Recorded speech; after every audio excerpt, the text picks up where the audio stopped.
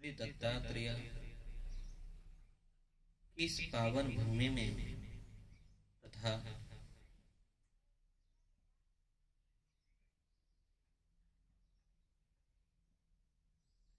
परम पूज्य सदगुरु श्री रमन्नाथ महाराज जी के इस दिव्य शक्ति के दरबार में आज की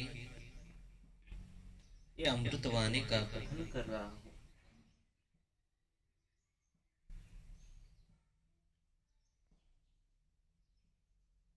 सदगुरु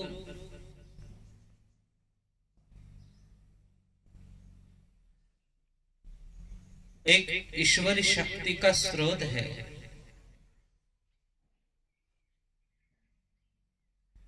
जो मनुष्य के जीवन का उद्धार करता है।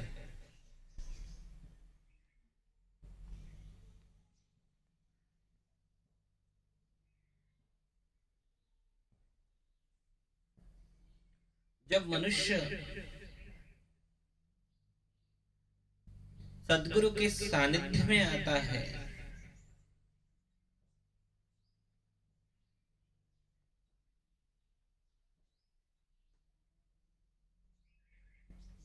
तो वो अज्ञानी रहता है।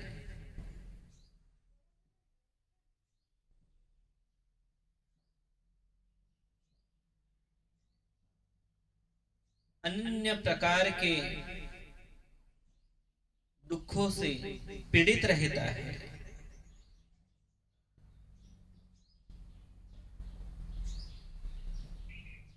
जीवन का उद्देश्य क्या है उसे पता नहीं चलता।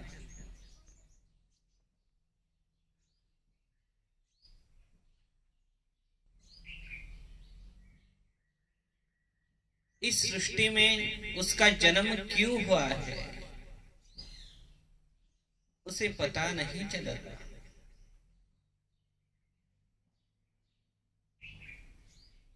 ऐसे अज्ञान स्वरूप में वो मनुष्य रहता है।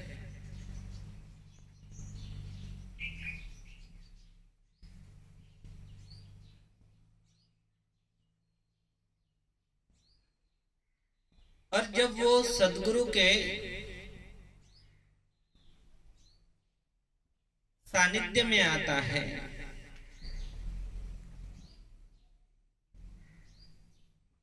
सद्गुरु के सेवा में सद्गुरु के चरणों में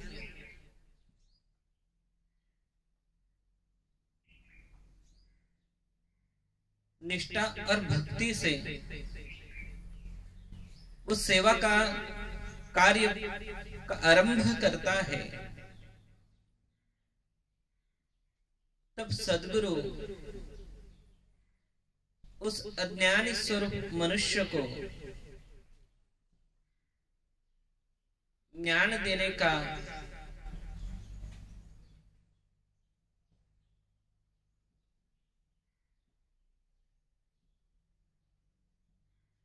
कार्य करते हैं। देखो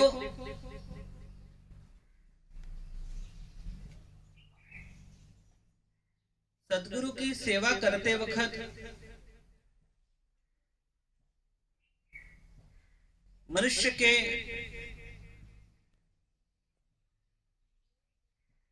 अंतकरण में शुद्ध भाव होना सबसे महत्वपूर्ण है।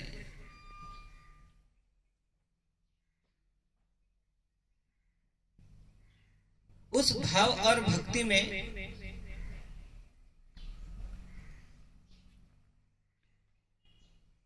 श्रद्धाएं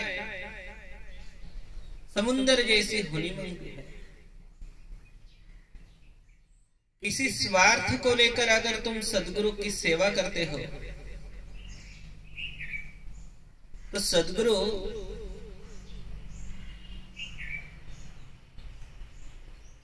उसके उस स्वार्थ को पूरा करते नहीं, ऐसा नहीं है, वो पूरा करते हैं।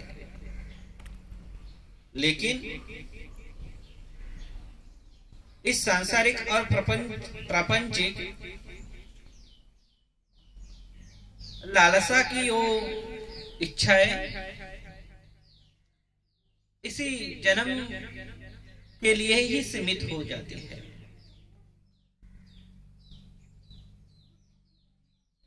उससे आत्म उद्धार नहीं होता,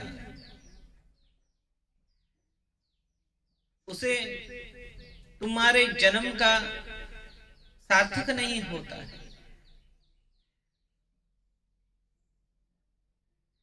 सद्गुरु के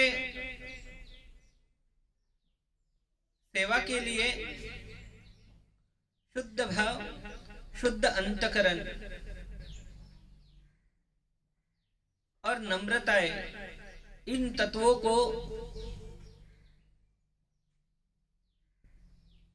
खुद मनुष्य ने अंगीकारना सबसे महत्वपूर्ण होता है।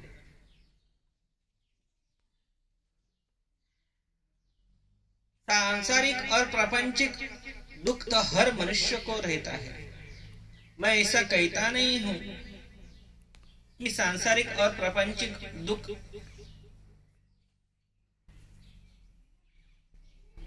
किसी को नहीं है,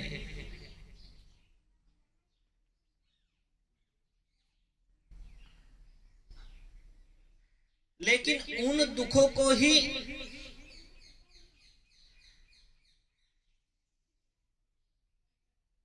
अखंड रूप से पकड़ के तुम्हारे जीवन के उद्देश्य को भूल जाना, यह अज्ञान स्वरूप है। दुखों का निवारण तो सद्गुरु करते ही है, लेकिन उन दुखों को निवारण करने के बाद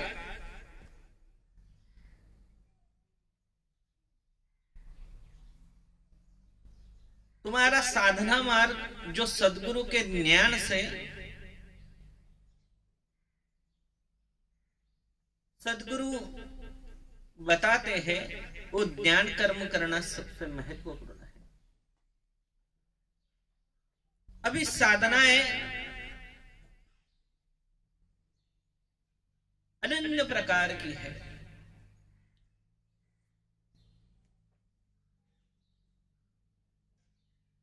उस ईश्वर के पास पहुंचने के लिए साधना के अनन्य क्रम है। जैसे ध्यान हो, यज्ञ कर्म हो, भजन हो, कीर्तन हो, त्राटक हो, योग हो, अनन्य प्रकार है उस ईश्वर के पास पहुंचने के लिए साधना मार्ग के।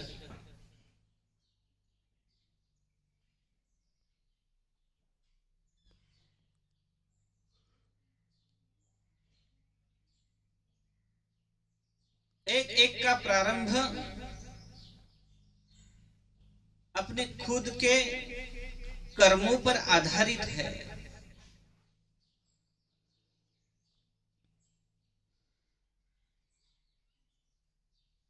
जैसे तुम करोगे, जो सद्गुरु के मुख की वाणी से निकला हुआ है, उसका आचरण तुम जैसे करोगे, वैसे तुम्हें अनुभूतियां मिलती जाएगी। जैसे कि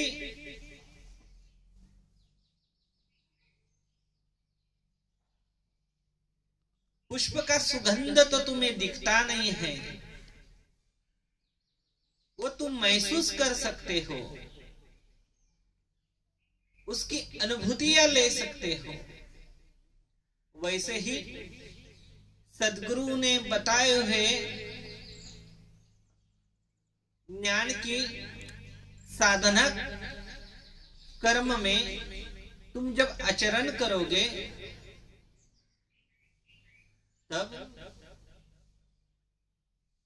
तुम्हें इस ईश्वर की अनुभूति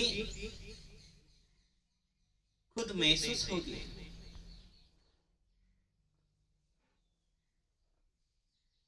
उस निर्गुण निराकार की अनुभूतियां तुम्हें होगी।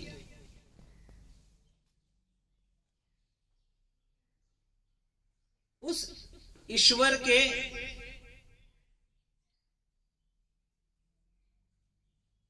निर्गुण निराकार स्वरूप के अस्तित्व की पहचान का एक किरण का अनुभूति तुम्हारे भीतर जागृत होगा। वही तुम्हारा जीवन का और सद्गुरु के साधना मार्ग में चलने का प्रारंभ होगा।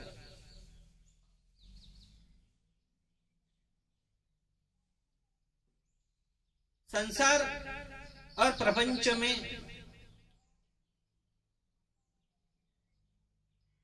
जीवन शैली की, संसार की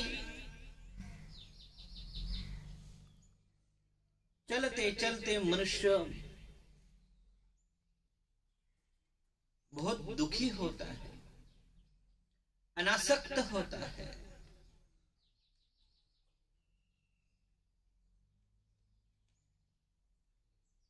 उस माया चक्र में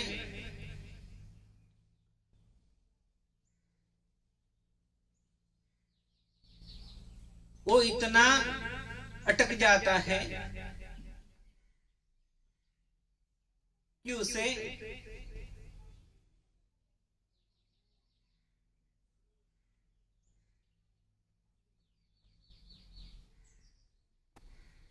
क्या करना है क्या नहीं करना है उसका ज्ञान भी नहीं होता।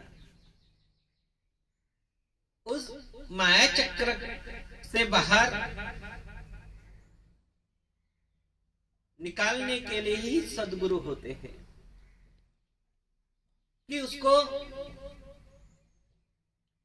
खुद की पहचान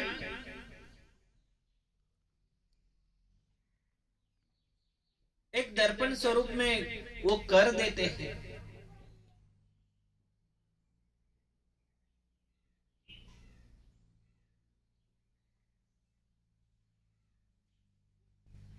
साधना मार्ग में जब मनुष्य की शुरुआत हो जाती है तब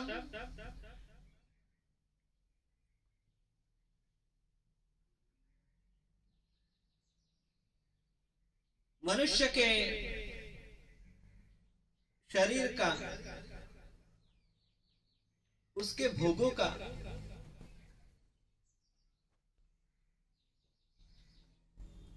तपन होना शुरू हो जाता है।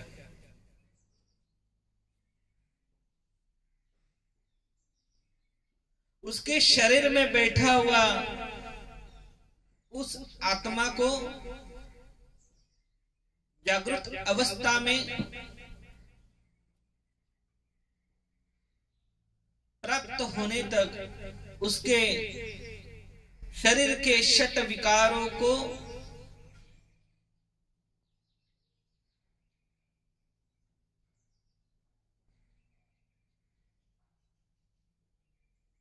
अनासक्त स्वरूप में उसे तपाना पड़ता है।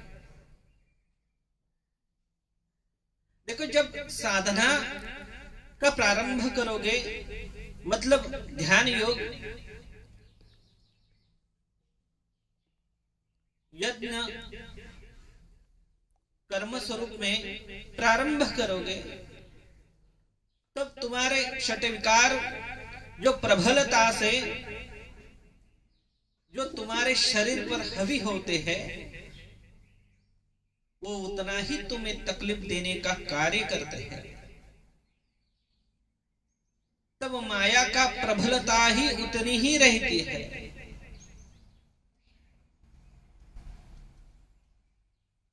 वो झट से तुम्हें तुम्हारे शरीर से अलग नहीं होती है। उसे मुक्त होने के लिए और उस ध्यान तथा यज्ञ कर्म के जो भी साधना मार्ग है वो अखंड रूप से आगे चालू रखने के लिए सद्गुरु का मार्गदर्शन, सद्गुरु का ज्ञान सबसे महत्वपूर्ण है। और जब सद्गुरु ज्ञान देते हैं कि इसको किस तरह से नियंत्रण करना है,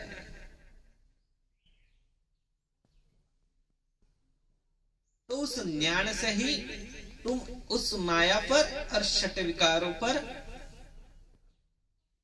प्रभुत्व प्राप्त कर सकते हो। वो पूरे तुम्हारे शरीर से मुक्त नहीं होती है। षट विकार तुमसे शरीर से, तुम्हारे शरीर से पूरी मुक्त नहीं होती है, लेकिन उस पे तुम नियंत्रण ला सकते हो।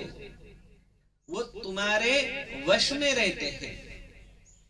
साधारण मनुष्य का शरीर षट विकारों के वश में होता है, और जब सद्गुरु के सानिध्य में जब साधना शुरू करते हो और उस साधना में आगे बढ़ते बढ़ते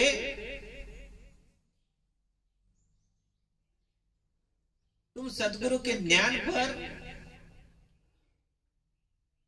अपना इस साधना मार्ग को गतिशील करते हो, तो ये धीरे धीरे षट विकार तुम्हारे वश में आना शुरू हो जाते हैं। कहना बहुत सहज है,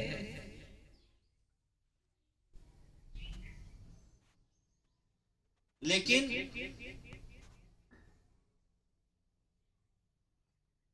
सत्य परिस्थितियों में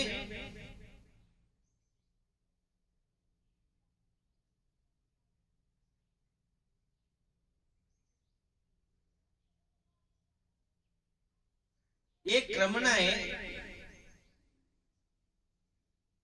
इतनी आसान नहीं है। हर वक्त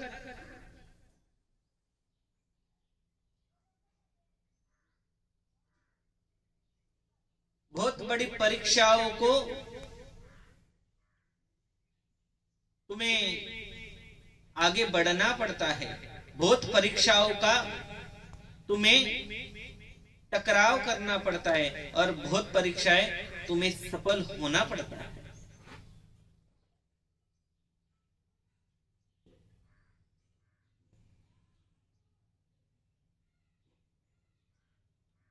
साधारण मनुष्य का अज्ञान स्वरूप शरीर एक पत्थर की भ्रांति है।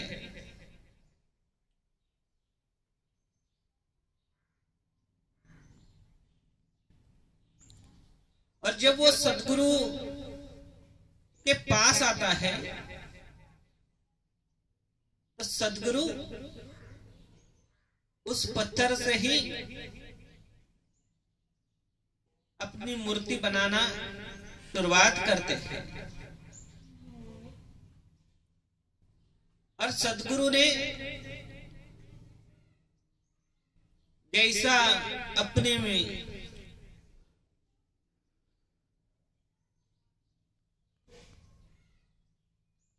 खुद में साकार की हुई अंतरात्मा में मूर्ति वो पत्थर में बनाना शुरू कर देते हैं। लेकिन वो पत्थर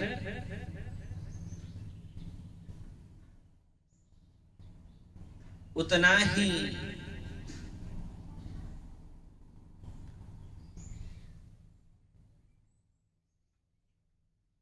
मजबूतियों से होना महत्वपूर्ण है, क्योंकि सद्गुरु के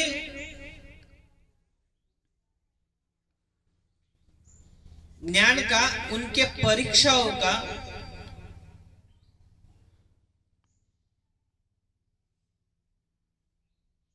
हथौड़ा उस पत्थर पर, उस अज्ञान स्वरूप मनुष्य पर होता है, वो सहन करने की और खुद में उतारने की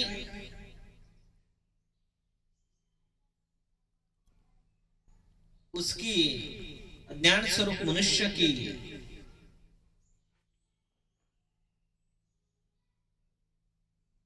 तैयारी की। अगर वो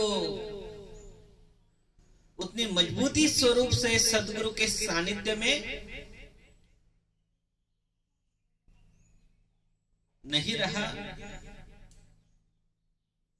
तो वो पत्थर कभी भी टूट सकता है और मूर्ति बन नहीं सकती।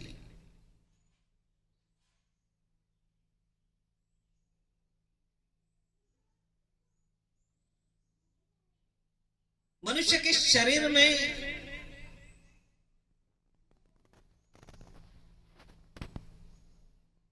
आत्मा का वास होता है। वो आत्मा ईश्वरी स्वरूप है, ईश्वर के शक्ति से बना हुआ है। सिर्फ इस माया चक्र से और मनुष्य के अज्ञान स्वरूप से उसे पता नहीं चलता कि मेरे अंदर ईश्वरी आत्मा का प्रगटीकरण है। उस ईश्वरी आत्मा के जगाने का कार्य ही सदगुरु करते हैं। जगाना मतलब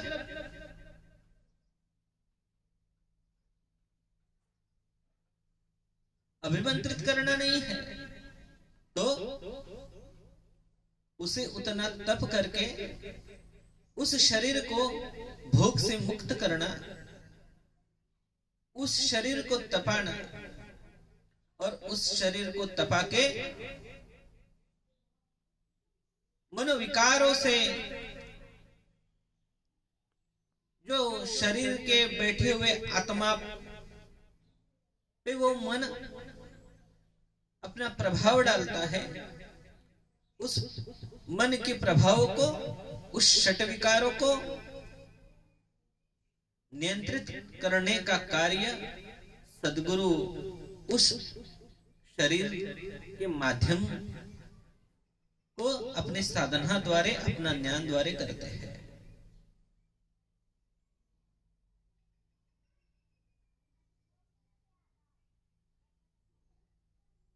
शरीर, अज्ञान स्वरूप शरीर जब साधना का प्रारंभ करता है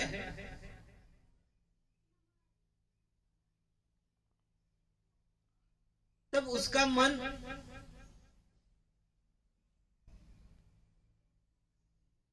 उसको भटकने के लिए प्रेरित करता है। फिर उस शरीर में माया की जागृति होगी, उस शरीर में अहंकार की जागृति होगी,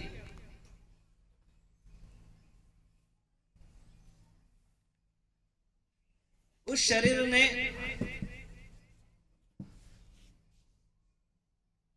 लोभ, मत्सर, ये अनन्य षट विकारों की जागृति होगी।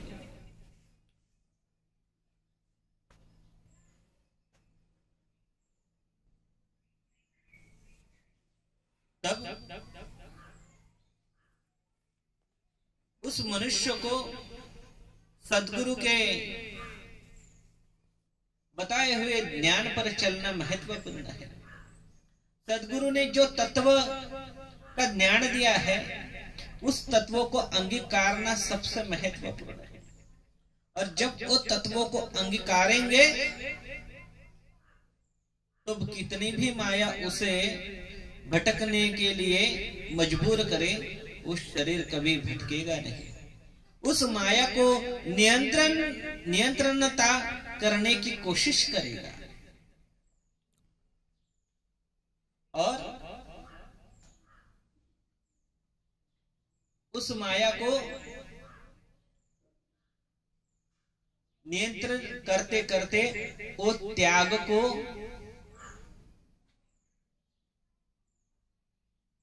और त्यागशीलता को अंगीकार करने का प्रारंभ करेगा। देखो, साधनाशीलता में त्याग का सबसे ज्यादा महत्व है।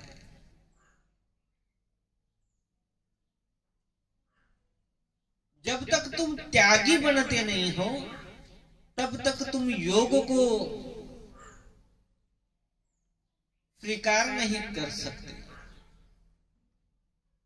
त्याग और योग का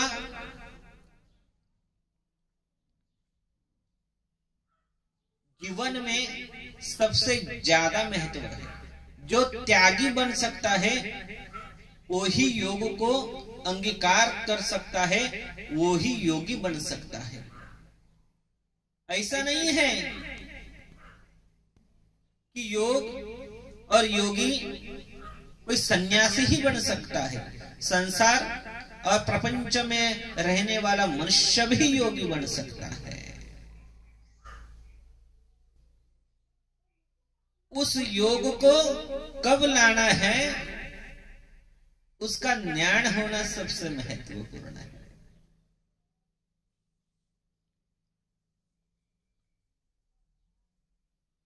तो इस माया चक्र को, इस अहंकार भरे शरीर के उस अहंकार को जब वो त्यागना शुरू कर देता है तब उसमें नम्र भावताएं,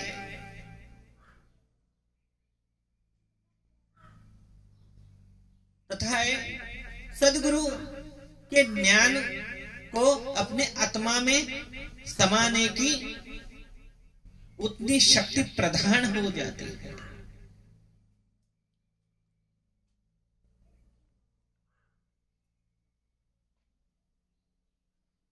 शरीर के अंदर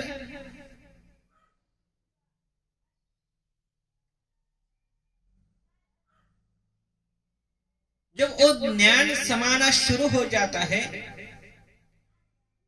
तो आत्मा की अनुभूतियां, जो आत्मा में वो परम तत्व बैठा है जिसे परम आत्मा कहते हैं, उस परम आत्मा की अनुभूतियां उसे होना शुरू हो जाती है।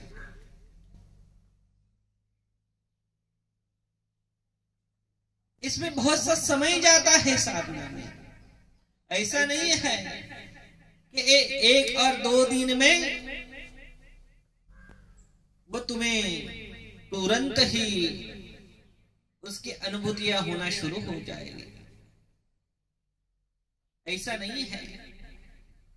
उसमें बहुत सा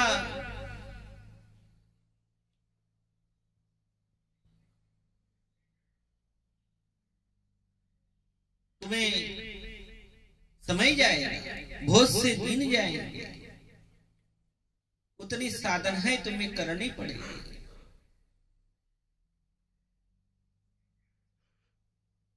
देखो, अगर तुम्हें पहाड़ के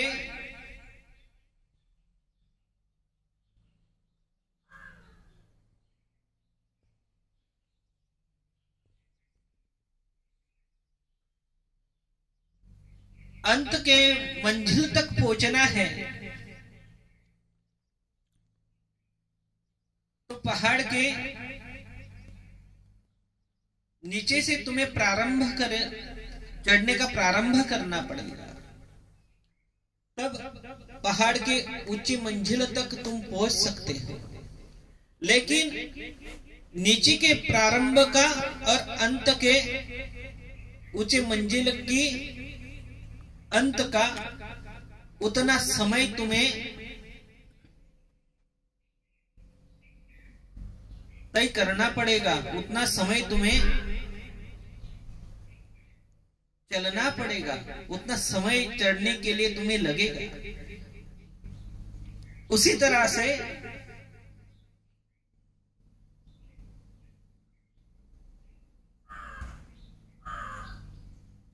ये अनुभूतियां, इस परम तत्व की पहचान होने में तुम्हें साधनाशीलते में उतनी साधना करते करते तुम्हारा समय भी जाएगा। उसके लिए तुम्हारे एकनिष्ठ भाव तुम्हारे अंदर होना सबसे महत्वपूर्ण है।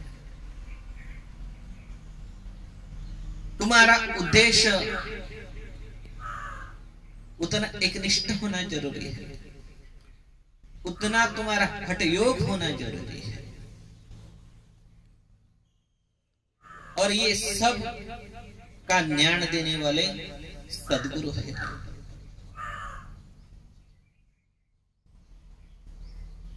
ऐसे ही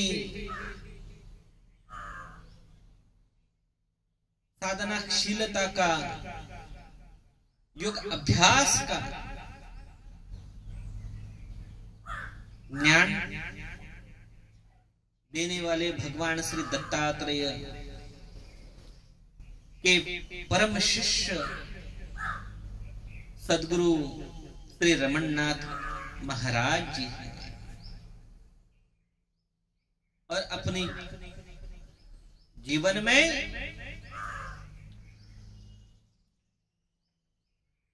अखंड रूप से तपश्चर्या करके उस सबको इस योगशीलता का ज्ञान देते हैं। गुरुर ब्रह्मा गुरुर विष्णु गुरुर देवो महेश्वरः गुरुर साक्षात् परब्रह्म तस्मै श्री गुरवे नमः।